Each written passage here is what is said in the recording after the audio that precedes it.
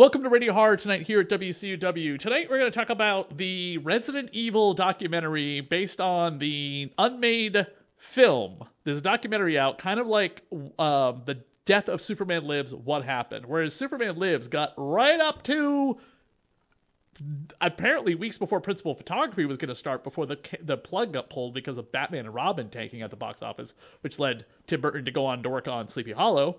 The George Romero Resident Evil movie, which I heard about way back in Blockbuster Video or Hollywood Video days, when they had a copy of Resident Evil 2, the video game, and smack dab on the cover was a sticker that said, "You can be entered into a drawing to be in the Resident Evil movie directed by George Romero," which I think is also in this documentary as well.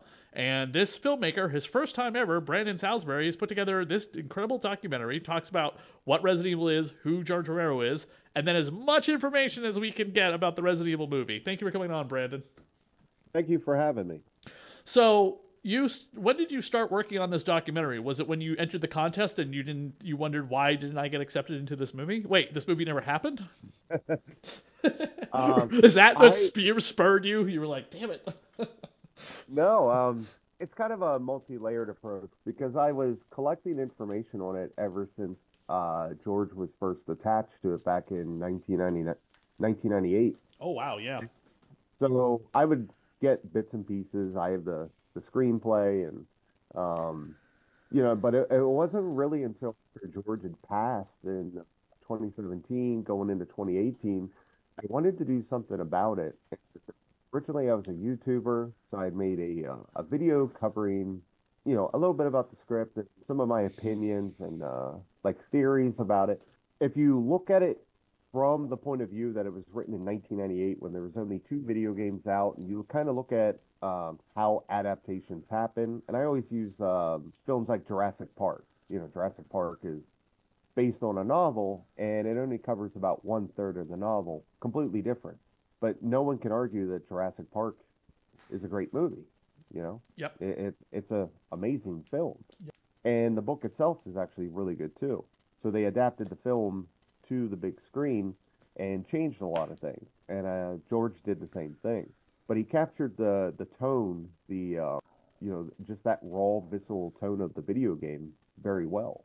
And I think for just the first draft, which George is well known for constantly evolving the vision, even through filming, I thought it was really great. And I felt devastated that it never got made. So, there's little bits and pieces of dissecting it, like looking at some of the initial social commentary he was putting into it. It was interesting to see a writer-director approach a video game and try and elevate the source material into something greater.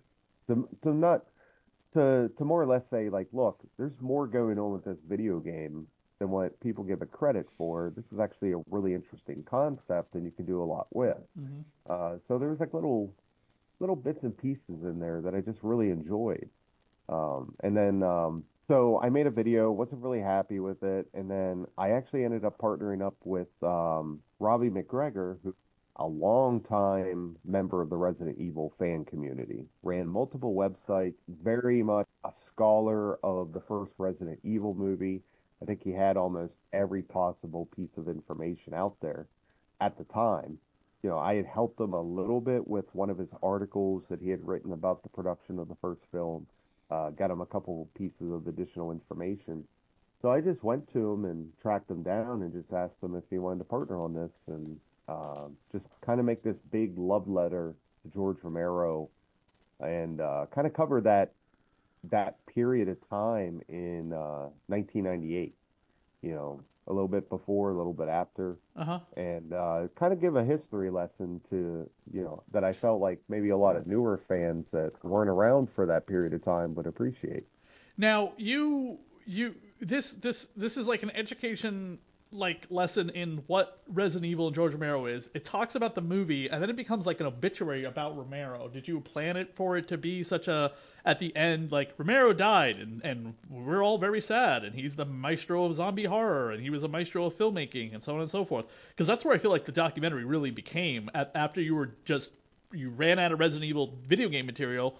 it becomes a tribute to Romero, which I thought was really respectful, but I was not expecting.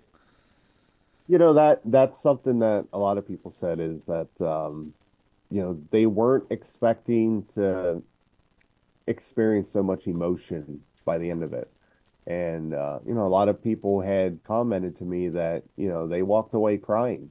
And I think for people that haven't seen the documentary, I think they get curious, like, why are people crying about a documentary about a movie that was never made? That sounds silly. And then like people go watch it, and then, sometimes they come back and they're like, oh, okay, yeah, yeah, that was devastating.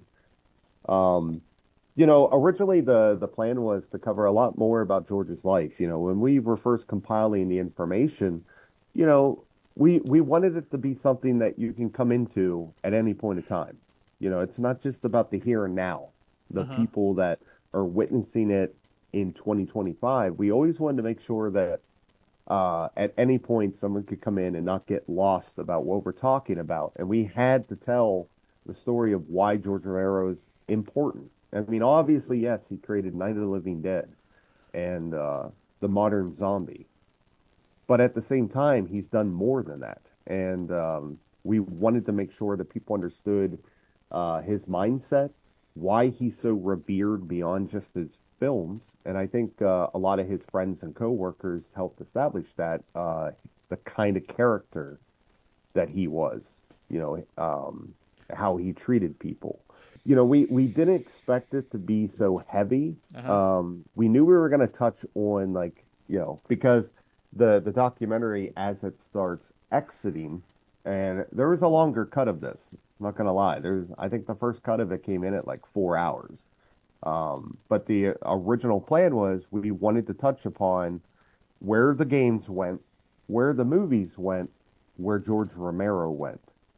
Because at the beginning we touch on George Romero, the games, Constantine film. We give a little bit of backstory on each, and we wanted to do that on the opposite end to show where everyone ended up. It wasn't until we started interviewing people, and I mean, people were getting very emotional in their interviews talking about how much George affected them personally, both professionally Mm-hmm. and their personal lives, and how much they were affected when he passed away.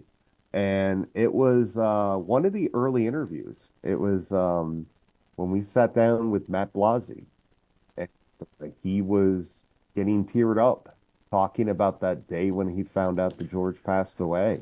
Gotcha. And we just said, yeah, that's it. And then, the next person talks about his passing, and it's like, oh, this is much bigger. And we really, as someone who was inspired by George Romero to become a filmmaker, his death affected me too. And I instantly connected with them and understood that loss. And I wanted to show that. I wanted to show, because, George's concept for a film was always up for debate. There's fans that like it, there's fans that absolutely despise it. And I think there's, part of the documentary was to set a few things straight by explaining, this is what George wanted to do. Capcom liked them. So there's a lot of like misinformation out there that just wasn't true. So the documentary was there to not only set the record straight with some of the information that's out there, but also allow people to see who George Romero the person was. And really the documentary evolved into how does this unmade film slot into his overall legacy? And I felt that was very important. Was there anybody you weren't able to get that you thought was really crucial for this documentary that had really developed it? Now I've seen the Romero script be acted out online in different like ways through like there's been charities and people who do kind of stage script readings and things like that. Especially during the pandemic when we were all in lockdown, I saw people doing that as well. Were you aware of those? Were those actually the script? I mean, there's a lot of scripts online people claim to be this, that, and the other thing. I've seen three different versions of the same script for Cameron's Spider-Man. So, as far as I'm aware, it's the actual script. It's just, I see a lot of people playing it for laughs. And, really the tone is what matters. Hmm. And I explained this before in an interview that, you can look at George's movie like Dawn of the Dead, the original Dawn of the Dead, very much revered in the horror community. But if you were to just throw anyone into that movie to try and say some of the dialogue, it would really come out pretty rough. It was the actors that really brought some of that dialogue to life. And I'm not, George is a good writer, you know, but I think ultimately it would take the right actors to bring those lines to life in a way where people can respect the writing that George did. So just having like some random person just read from a script and, from the get-go play it for laughs, I don't think it does it much justice. Because, I think about like some of Ken Foray's lines as Peter. I was like, if any other actor was reading those lines, it would probably come off as very cringy. But Ken is just really embodying the character of Peter and delivering those lines in a way that is so effective, so entertaining, and his interactions with Scott Reininger, who played Roger, perfect delivery. So, um, there in regards to people we wanted for interviews, there were lots of people. I would see people questioning why didn't we get such and such person? Why didn't this person be part of the documentary? The thing is, we reached out to probably 50 people more than once, and I got some replies back. Some weren't interested. Some felt that they wouldn't have anything to contribute. Uh, some just flat out said no. Like we're not, you're getting into a weird situation of a filmmaker versus a production studio and kind of dredging up old wounds. Some people, we just never heard back from, and Do, it was across the board. We had people that were involved with George that ultimately didn't want to be a part of it. when you Um, interviewed Jonathan Wrightson, son of Bernie Wrightson, was that like the only piece of concept that you found that was actually made into something that you could like touch, and it wasn't just like yeah, scraps of paper drawings? Because this didn't get much further beyond script, right? And then starting to cast the pre-production people. yeah, pretty much. George was talking with KMBFX. He's talking with Greg Nicotero, and they had Wrightson's artwork, and there was really about, I want to say, 13 pieces of art. And at the time, they were only concerned with, I guess, the tyrant to kind of show that off, because you don't really need concept art for a zombie. Everyone understands what a zombie is, but I don't think they wanted to really get out there. Um, you know, from from John himself. John said, as someone that was there watching his father do the illustrations, he said the only thing that he touched upon was the tyrant. And that was sort of like the test run, because I guess George wanted to show Constantine, like, yeah, we need to hire K&B. You need to hire Greg Nicotero, and Greg ultimately wanted to hire Bernie to kind of go through and do different concepts. So had it actually continued into pre-production and they were hired on, you would have probably seen a Bernie Wrightson Hunter and some of the other monsters from the video game. It's kind of a shame that we don't. I think Resident Evil is big, but I think its merchandise isn't big enough for us to get like that tyrant as a like concept art tyrant. If you go to stores right now, the Masters of the Universe Origins line, they have been putting out action figures based on the original concepts of like He-Man, Skeletor, Hordak, and a bunch of other characters, which I think are really cool. But He-Man has that kind of brand IP recognition and has always been selling toys since day one. Whereas like I don't think Resident Evil, unfortunately, would have that. It would have to be like a Kickstarter or some kind of like crowdfunder that you'd have to be the super collector to get. Because you've seen these with Star Wars as well. The original concept Star Wars figures have all been released and things like that. But this would be something kind of cool. And I've seen it in the background because John showed it to me when I interviewed him for my documentary, which is in development right now. Yeah, it would be interesting, but unfortunately, there just wasn't as much done with it. And No. that was something that ultimately, like, we can give a bunch of like bits and pieces about the behind the scenes, Hmm. but the unfortunate thing is a lot of the major people had passed away. Yeah. It wasn't just George that passed. Bernie Wrightson passed away.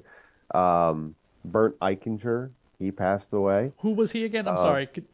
he was the producer on the films. He's the one that ultimately was butting heads with George Romero on the film. He Okay. passed away back in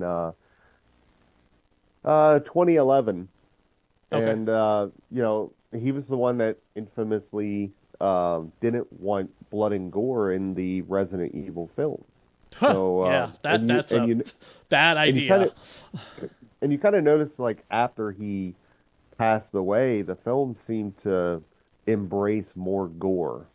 Yeah, and the biggest problem when I said the deal offline, I think the Resident Evil movies are terrible, and anyone who's just like those are incredible movies, and I'm like, it explain to me how these are incredible movies, and it becomes like a Snyder. It's not as bad as, let's say, Snyder fans of Justice League and that entire universe. I see it more equivalent to the Transformer films, and they're just popcorn action films. They're just great, and I'm like, they lose everything after the first one. I was excited until they just kept pumping them out, and the continuity didn't make any sense, and it literally became just an action platform for I Paul W.S. Anderson to throw his wife up on screen for, and they're I nothing. And think then they tried it with that last one in 21. It came out, Escape from whatever it was called, Raccoon City, and I was like, this has got more of what it looks like, but it's still terrible. I think for comic book fans, I think the best way to explain it, as a fan of Resident Evil to me is like Christopher Nolan's The Dark Knight. That's what the lore is like. It can feel like a very epic movie like that. Uh huh. Like a very cinematic masterpiece Right. if done the right way. The movies we got were Batman and Robin. Yeah. Oh, you If mean the you You if mean the Batman and Robin movie with Clooney? Yes. Okay. Yeah. Yeah. I agree So with that. so if you like George Clooney, Batman and Robin, that type of movie, if you like that, that's fine. The reason why the fans are angry is because we're still waiting for The Dark Knight, and we haven't gotten that. Yeah, and of course, heck, that's an entire documentary as well. The unmade Batman movies. That would be an Mhm. incredible documentary too, by the way. I'm sure somebody wrote a book about it. I do know there was a book written, and I gobbled it up and loved the audiobook because it was the fastest way I can get through it. Was a documentary book about the 17 unmade versions of Freddy versus Jason. That is a Yes, yes, fascinating yes. documentary. Yeah, I've had people approach me about doing more documentaries. But It, do it, you want to it as a filmmaker? Because sometimes you're beholden to someone I else's story. I am actually not a documentary filmmaker. Okay. The documentary that I did was something that I did as a labor of love. I didn't expect it to be the very first thing I ever made. I had scripts for like short films that I wanted to get made. I had features. I got a stack of screenplays that are done, but more and more as things started locking in place, I realized, oh my, like, I'm gonna have to go make this documentary, and it'll be the very first thing that I've ever filmed. Brandon, just so Uh, you know, we're about 8 minutes left on the Zoom call. okay. All right.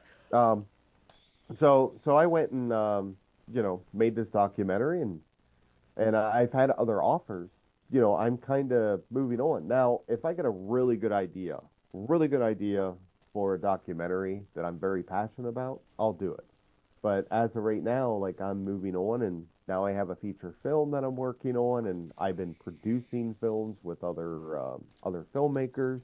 So, my career is sort of taking off in a very specific direction that I plan to keep going. And I feel the same way, but I'm kind of going the opposite. I have been doing my own films for a little bit. I'm not like getting hardcore into hit filmmaking, but I have always had a fascination with telling someone else's story. Hence why I decided to start Hmm. this show and do interviews. And I decided that after watching a couple of comic book related documentaries, I was like, there's so many people out there that they have just glazed over in this documentary that deserve more recognition than Stan Lee is getting. And there's another Stan Lee documentary coming out, and there's another book about Stan Lee coming out in 2026. And there's a documentary about the final days of Stan Lee, about how he was misused and abused and so on and so forth. And it's honestly, it looks very sad, and I kind of don't want to watch it, but I do. But that's neither here nor there. Still, Stan Lee has gotten enough press that I'm like, what about the people that worked under Stan Lee? Where's the Mark Grunwald documentary? Where's the Bernie Wrightson documentary? Where's the Denny O'Neil documentary? And, if I say Denny O'Neil, everyone says, well, what about Neil Adams? And I'm just like, I'm going to concentrate on Denny O'Neil because I am only one person and I can only do one of these at a time. Uh, but I wanted to tell people stories, you know what I mean? Whereas now I do want to do documentaries and do hope somebody gives me a chance to do their documentary if I have the resources to pursue it. I just published a book about comic book stores in New England, you know what I mean? And heck, there's a documentary coming out about physical media soon, and we've talked online about how great physical media is. I think the way filmmaking is going, the way the film industry is going with indie filmmaking, it's allowing people to make projects that would not have normally been made. And I think that's what's really cool is you're seeing a lot of these really interesting documentaries get made covering subject matter. Like they have Terror Bites coming out. Yes, I can't wait for that. About horror video games. I know, I And can't wait. I want the disc so badly.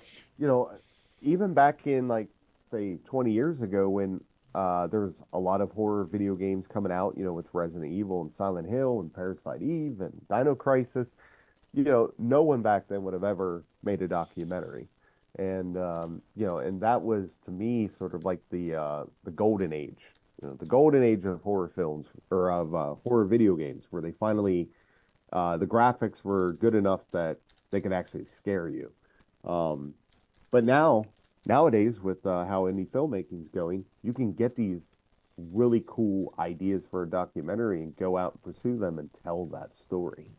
You know, I love indie filmmaking. I think that's going to be the future here. You know, you see it now with Hollywood sort of sagging under the weight of you know $300 million budgets.